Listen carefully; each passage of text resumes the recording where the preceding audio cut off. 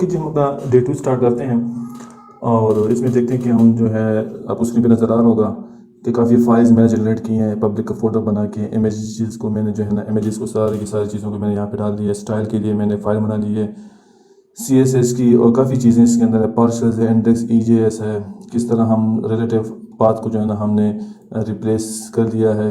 मतलब हमने पहले यहाँ पे हमारे पास एब्सोल्यूट इस्तेमाल होता था, ये चेक करें ज़रा। तो इन तमाम चीज़ों को इस वीडियो में हम इंशाल्लाह चेंज करेंगे। किस तरह किया है स्टेप बाय स्टेप आपको मैं गाइड करता जाऊँगा, तो आप इसको कंटिन्यू करके देखें। Thank you. इसके लिए मैं एक अलग सा टर्मिनल खोलता हूँ VS कोड का, ओपन फोल्डर करता हूँ। सी में आके इधर मैं एक देता हूँ नोड प्रोजेक्ट के नाम पे एक फोल्डर बना लेता हूँ। इसी फोल्डर के अंदर मैं एक फोल्डर बनाता हूँ GDC मत्रा के नाम पे, इसको सेलेक्ट कर लेते हैं। इधर ये फोल्डर बिल्कुल कंप्लीट खाली है। इधर आके टर्मिनल को ओपन करते हैं, इधर से गिट बैश को ओपन करते हैं। ये देखिए हमारे पास इस लोकेशन पे हम बैठे हुए हैं, ठीक है।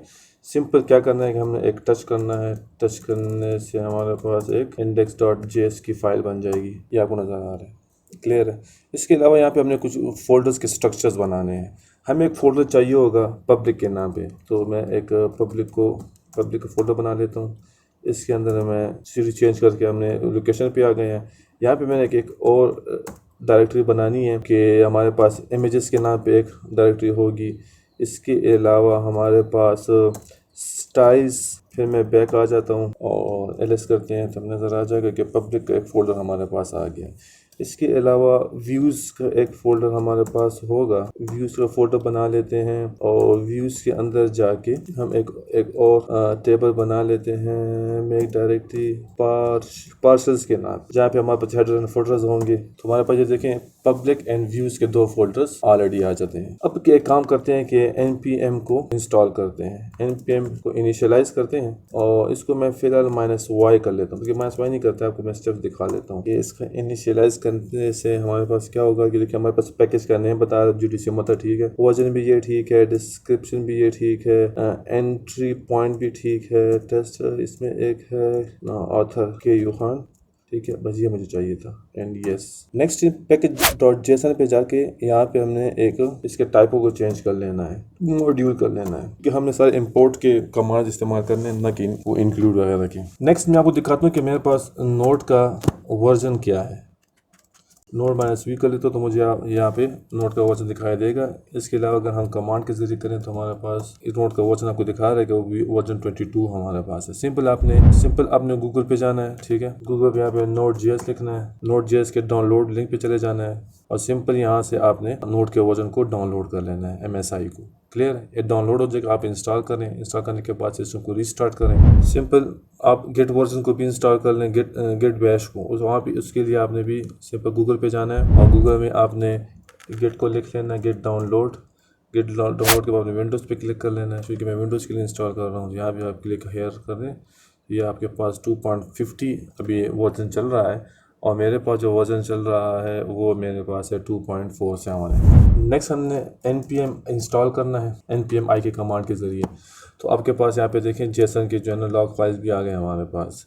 इसके बाद चूँकि मैं express.js को यूज़ करना चाह रहा हूँ तो मैंने क्या करना है कि npm i और एक्सप्रेस को भी हमने इंस्टॉल कर लेना है। यहाँ पे देखिए नोड मॉड्यूल्स आ गए हैं, नोड मॉड्यूल्स के अंदर आपके पास यहाँ पे एक्सप्रेस भी आ गया है। इसके अलावा .json का फाइल के अंदर भी हमारे पास यहाँ पे एक्सप्रेस इंस्टॉल हो चुका है।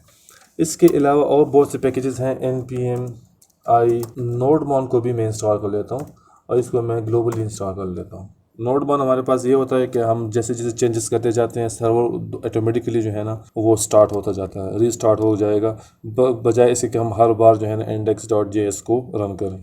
नेक्स्ट थिंग ये है कि हमने नोड index.js की फाइल यहाँ पे हमारे पास पूरा सर्वर रन हो रहा होगा, ठीक है। जैसे कि फॉर एग्जांपल मैंने इंपोर्ट किया, इंपोर्ट एक्सप्रेस फ्रॉम एक्सप्रेस, तो ये मेरे पास यहाँ पे एक इंपोर्ट हो गया। इसके अलावा यहाँ से हमने एक और फाइल भी बनानी है। फाइल बनाने के लिए मैं जाता हूँ cd व्यूज में और व्यूज के अंदर मैं एक फाइल बनाता हूँ touch index.ejs को जो है ना हमने क्या करना है, इस फाइल को हमने काफ़ी इस्तेमाल करना है। उसकी वजह यह कि इंडेक्स के अंदर यहीं पे हमने अपना पूरा HTML का कोड डालना होगा। जैसे कि मैं कहता हूँ कि h1 this is our default page. अच्छा, अब EJS को यूज़ करने के लिए हमें इसका पैकेज भी इंस्टॉल कर लेना है। npm IEGS कर लेंगे तो इससे हमारे पास क्या हो जाएगा कि हमारे पास एरर नहीं देगा, EGS भी इंस्टॉल हो गया। इस EGS को VS कोड में अगर हमने इसको अंडरस्टैंड करना है, इसको हमने बताना है कि हम EGS कोड इस्तेमाल कर रहे हैं, तो यहाँ पे हमारे पास एक पैकेज है EGS लैंग्वेज सपोर्ट। इसको आपने इंस्टॉल कर लेना ताकि हमारे पास जो भी EGS के कमांड्स हैं, ताकि वो हमें जो उसके जो जिस स्टाइल्स में जो है ना हम उसको उसके टैग्स लिखते हैं, ताकि वहाँ पे हमारे पास फिर कोई इशू ना आए। तो यहाँ पे जो EGS जो हमने ये लैंग्वेज सपोर्ट डाउनलोड करके इंस्टॉल किया हुआ है, तो यहाँ पे ये हमारे पास ये हेल्प करता है कि जब भी हम अपने किसी भी डेटा को जो हमारा एक्सप्रेस जो ऐप की फाइल होती है जिसे हम index.js कहते हैं, वहाँ से जब भी हम कोई डेटा सेंड करना चाहते हैं, कोई वेरिएबल हो, कोई हमारे पास कोई एरे हो या कोई फंक्शंस के जरिए हमने कोई डेटा सेंड करना है किसी और पेज में, तो हम क्या करेंगे कि हम EGS के जरिए करेंगे। तो EGS के जरिए करेंगे, VS कोड के अंदर आप उसकी कोडिंग को किस तरह उसको समझाएंगे, तो उसके लिए लैंग्वेज सपोर्ट होना जरूरी है।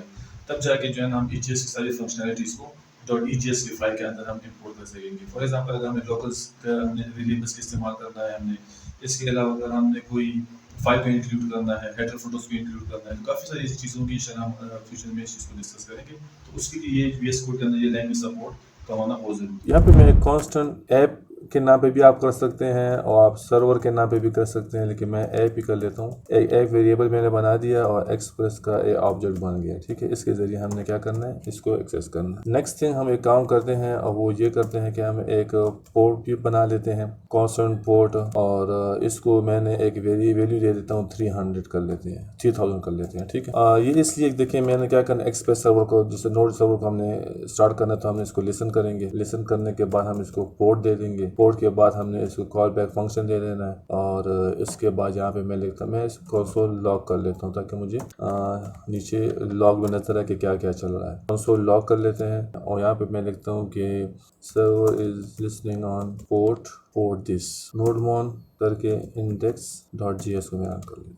ये देखिए server is listening on port 3000। यहाँ पे मैं आता हूँ, इधर मैं 192.168.1.50 कर देता हूँ और पोर्ट 3000 ये देखें कैन नॉट गेट। अब हमारे पास गेट रूट नहीं है, हम यहाँ पे एक काम कर लेते हैं, यहाँ पे गेट रूट बना लेते हैं, app.get करके यहाँ पे मैं इसको डिफॉल्ट रूट दे देता हूँ और यहाँ पे मैं रिक्वेस्ट कॉमा रिस्पॉन्स और ये कॉल कर लेते हैं, क्योंकि हम रिस्पॉन्स कर देते हैं तो रिस्पॉन्स डॉट रेंडर करेंगे। रेंडर किस पेज पे, बल्कि रेंडर करते हैं, रेंडर नहीं करता, सिंपल मैं सेंड कर लेता हूँ, एक पेज बना लेगा ये खुद ही। और हेलो सेव कर लेता हूँ, यहाँ पे आते हैं इसको मैं, ये देखिए मेरे पास डिफॉल्ट रूट पे ये हेलो आ। मैं चाहता हूँ कि यार अब यहाँ से मेरे इस index.egs के फाइल के पास जाइए। यहाँ पे जाने के लिए मैंने यहाँ पे क्या करना है, मैंने यहाँ पे इस चीज़ को हटा के यहाँ पे मैंने रेंडर लिखा और रेंडर करके मैंने इसको बताना है कि आपने कहाँ जाना है, index.egs के पास जाना है आपने, this is our default page. अब मेरे पास क्या हो गया, index.egs के पास आ गया। अब मेरा सर्वर का सेटअप हमने किस तरह करना था, ये मेरे पास आ गया। अब हमने क्या करना है, एक्चुअली इस चीज़ को, ये जो हमारे पास फॉर्म है, ये फॉर्म क्या, इस पूरे कंटेनर को हमने उठाना है, क्योंकि मुझे इधर ये चीज़ चाहिए। देखिए PHP के जरिए हो रहा है, यहाँ पे मेरे पास ये देखें सर्वर नोड का चल रहा है, ये पूरा का पूरा मुझे यहाँ पे चाहिए। तो इसके लिए मुझे क्या करना चाहिए, मुझे सबसे पहले यहाँ पे कोड पे जाऊँगा और ये जो है कंप्लीट इस डिव को मैं उठा के कॉपी करूँगा और अपने नोड प्रोजेक्ट पे जाके इंडेक्स में इस H1 के जरिए के बजाय मैं इसको यहाँ पे पेस्ट कर दूँ। अब देखें इमेज में logo.png होना चाहिए। हमारे पास इमेजेस कहाँ पे हैं, इमेजेस पब्लिक के अंदर पड़े होंगे, ठीक है।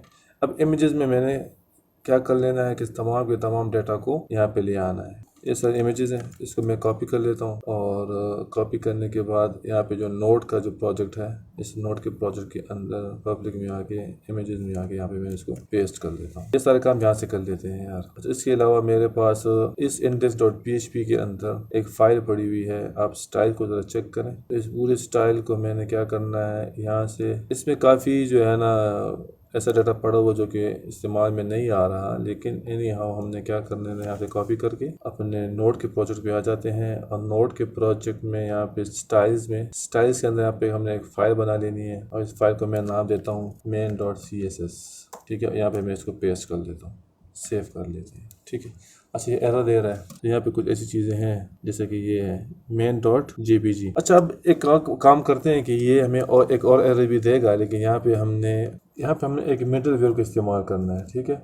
तो मिडलवेयर किस लिए इस्तेमाल करते हैं आप ज़रा वो उसको ज़रा check. Express dot static entry करनी है हमने, और स्टैटिक एंट्री हमने किसकी करनी है, पब्लिक फोल्डर की, ताकि इस पब्लिक फोल्डर को आप जो है ना इस सर्वर के जरिए हर जगह एक्सेस कर पाए। ठीक है, मैं इसको सेव कर लेता हूँ। index.ejs में आके यहाँ पे मैं एक लिंक बना लेता हूँ, और लिंक जो है ना वो CSS का होगा, और CSS में आपके पास फाइल कौन सी है वो आप यहाँ पे चेक करें। अब ये आप रिलेटिव को देखते हैं, पब्लिक में स्टाइल में मेन, इसको मैं सेव कर लेता हूँ। ये हो गया। अब जाते हैं अपने डिफ़ॉल्ट रूट को ज़रा एक्सेस करते हैं, मेरे मुझे क्या दिखाता है। तो ये देखें, बहुत सारी चीज़ें ऐसी हैं जो कि बिल्कुल जो है ना वो इसको अब हमने सेट करना है। सेट करने के लिए अब आ जाएंगे हम अपने CSS के फाइल के अंदर।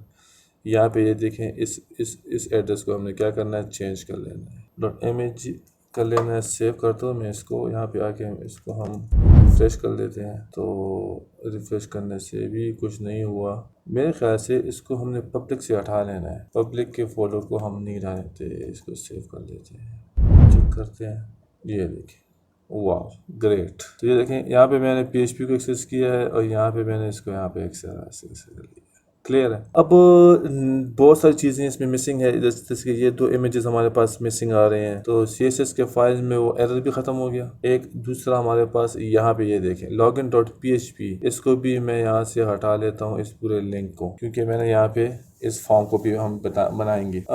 login.php फॉर्म एक्शन है, और ये पोस्ट मेथड होगा। जब पोस्ट मेथड होगा तो हमने यहाँ पे एक app.post का एक रूट बना लेना है, और रूट हमारे पास कहाँ से आ रहा है, सबमिट, सेम नाम हमने यहाँ पे देंगे जो हमारे पास। इसको यहाँ से हटा के सबमिट नहीं बल्कि लॉगिन कर लेते हैं। चलिए लॉगिन का रूट बना लेते हैं, LOGIN लॉगिन रिक्वेस्ट रिस्पॉन्स, ये रूट मैंने बना लिया। यहाँ पे देखिए account.png है, account.png, लेकिन यहाँ से हमने इसको इस पब्लिक को भी हटा लेते हैं। इसी तरह हमारे पास यहाँ पे एक इमेज है password.png का, तो password.png को भी हम इस तरह password.png, और इस पब्लिक को हटा देते हैं इस तरह यहाँ से। ठीक है, इसको रिफ्रेश करता हूँ तो मेरे पास यहाँ पे भी ये आ गया। अब मैं यहाँ पे लिखता हूँ ABC 1 2 3 और लॉगिन बटन पे क्लिक करता हूँ। यहाँ पे देखें, सर्वर पे आते हैं, तो सर्वर पे मेरे पास यहाँ पे कोई ऐसा वो नहीं दे रहा, एरर नहीं दे रहा। उसकी वजह ये है कि यहाँ पे इस